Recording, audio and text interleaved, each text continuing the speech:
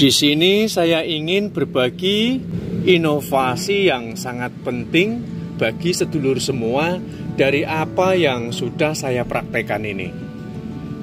Hanya bermodalkan niat dan kemauan, kemarin tuh saya menanam cabai.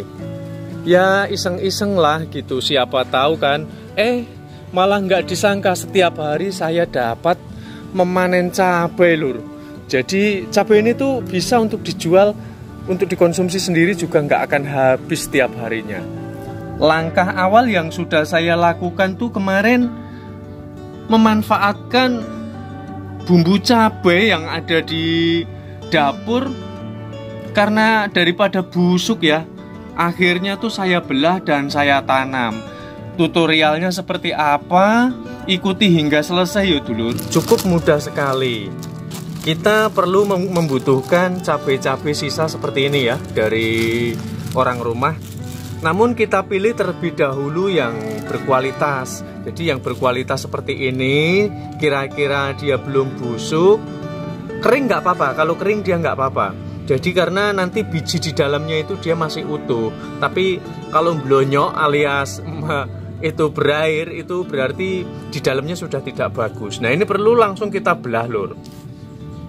Nah cabai ini tuh udah kering dulur, udah kering sekali, tapi sama-sama kita buka ya. Yang penting pokoknya jangan yang sudah berair yo.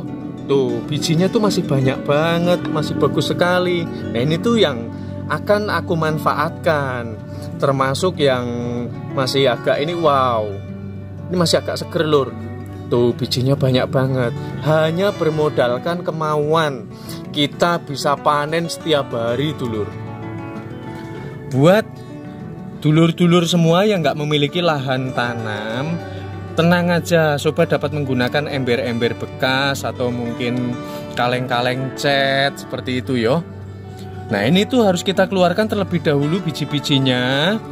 Mengingat harga cabai sekarang tahu nggak dulur, 1 kilo di sini cabai merah, cabai rawit itu seharga 70.000. Ini baru menggunakan 6 cabai sudah mendapatkan biji sebanyak ini loh.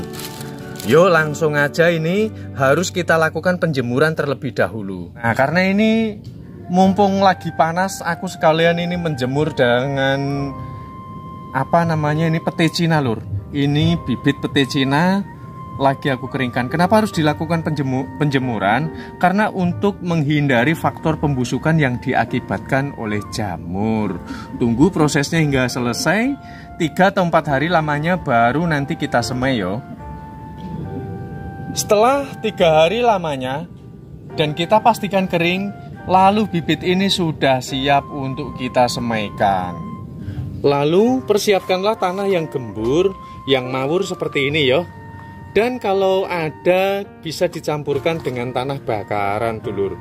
Karena tanah bakaran itu tidak mudah kering, dia sangat akurat sekali di dalam menjaga kelembapannya sehingga tidak bolak-balik mengalami kekeringan dan kita terus bolak-balik nyirami pagi dan sore.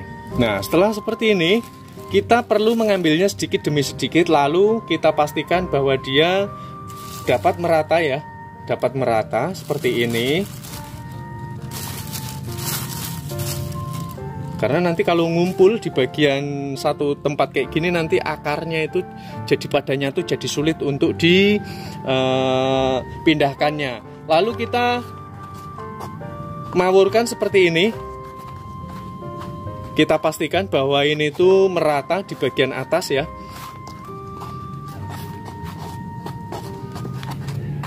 Oke, lalu kita lakukan sebuah penyiraman. Perhatikan cara nyiramnya itu jangan langsung diguyur di sini ya. Nanti susunan yang ada di sini bisa rusak. Kita bisa melakukannya pelan-pelan, secara perlahan. Jadi supaya tidak merusak susunan benih-benih yang ada di dalamnya.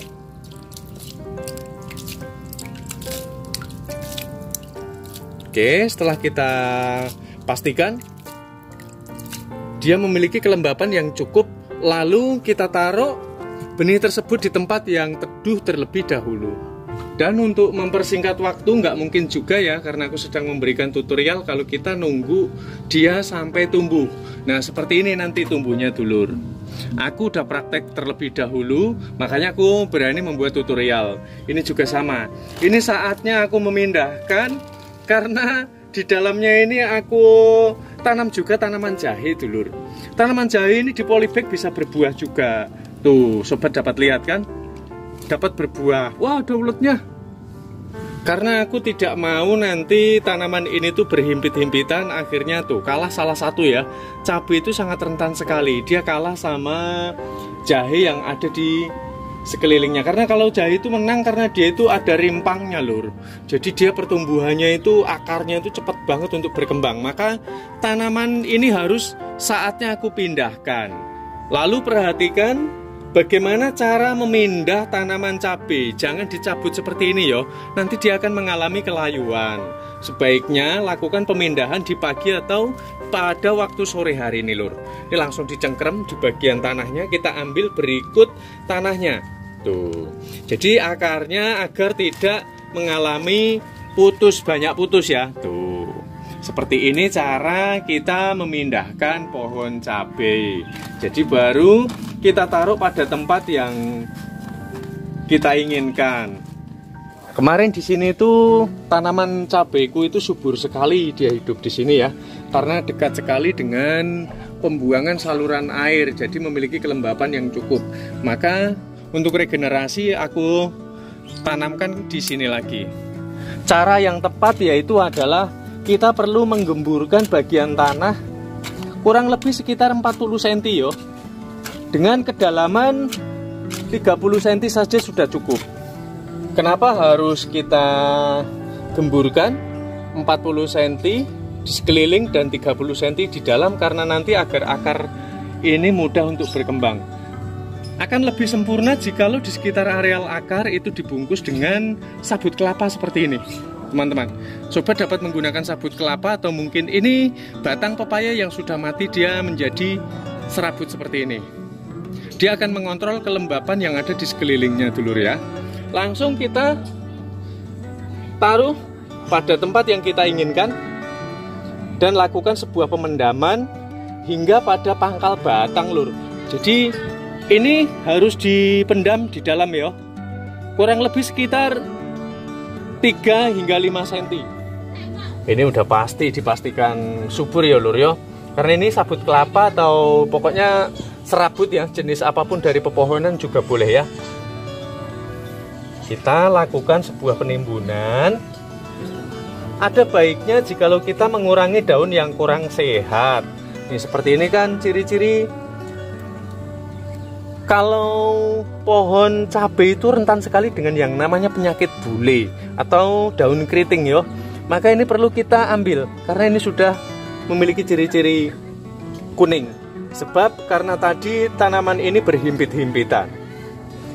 Nah sobat, kalau nanti nanam cabai juga pasti akan mengalami kendala yang sama. Kalau nggak keriting ya dia akan bule seperti ini. Ini penyakitnya yang umumnya seperti ini. Tapi jangan khawatir, mumpung dia belum menyebar.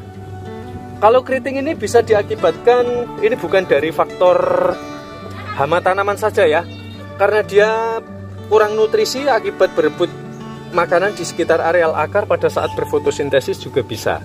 Maka jangan kita khawatirkan, yang penting daun-daun yang sudah sulit dia untuk berfotosintesis harus kita kurangi terlebih dahulu seperti ini. Yang sudah menguning ini nanti bisa nular kalau nggak kita kurangi. Setelah seperti ini, lakukan sebuah penyiraman secukupnya. Karena kebetulan ini musim hujan, jadi aku nyiramnya tidak usah terlalu banyak ya lur ya. Segini saja udah cukup. Lakukan penyiraman ini 1 hari sekali aja lur. Jadi dilihat tingkat kelembabannya. Karena kalau cabai itu terlalu lembab juga nggak bagus, dia terlalu kering juga nggak bagus. Jadi ya kita perkirakan aja memiliki kelembaban yang sedang, yang memadai, yang diperlukan untuk tanaman itu. Luar biasa bukan? Cukup hanya dengan modal kemauan kita sudah bisa panen cabai setiap hari lur. Menggunakan bahan-bahan sisa daripada busuk yo, cabai-cabai yang dijadikan bumbu oleh kebutuhan rumah tangga. Ini cabai semua lur.